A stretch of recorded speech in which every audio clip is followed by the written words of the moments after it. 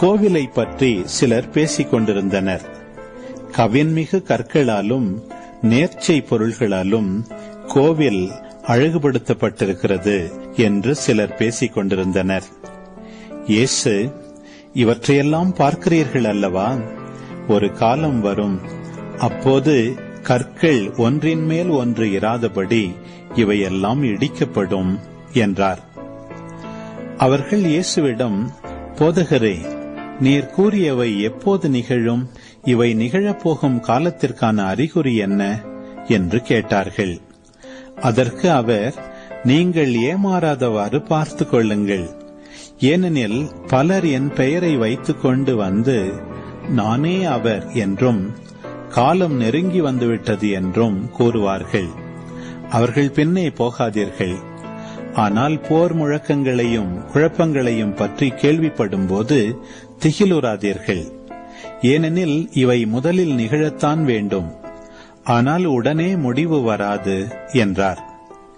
மேலும் அவர் அவர்களிடம் தொடர்ந்து கூறியது, நாட்டை எதிர்த்து நாடும், அரசை எதிர்த்து அரசும் எழும். பெரிய நிலநடுக்கங்களும் பல இடங்களில் பஞ்சமும் கொள்ளை நோயும் ஏற்படும். அச்சுறுத்தக்கூடிய பெரிய அடையாளங்களும் வானில் தோன்றும். இவை அனைத்தும் நடந்தேறும் முன் அவர்கள் உங்களை பிடித்து துன்புறுத்துவார்கள். தொழுகை கூடங்களுக்கு கொண்டு செல்வார்கள், சிறையில் அடைப்பார்கள். என் பெயரின் பொருட்டு அரசரிடமும் ஆளுநரிடமும் இழுத்துச் செல்வார்கள். எனக்கு சான்று பகர இவை உங்களுக்கு வாய்ப்பளிக்கும். அப்போது என்ன பதில் அளிப்பது என முன்னதாகவே நீங்கள் கவலைப்பட வேண்டாம். இதை உங்கள் மனத்தில் வைத்துக் கொள்ளுங்கள்.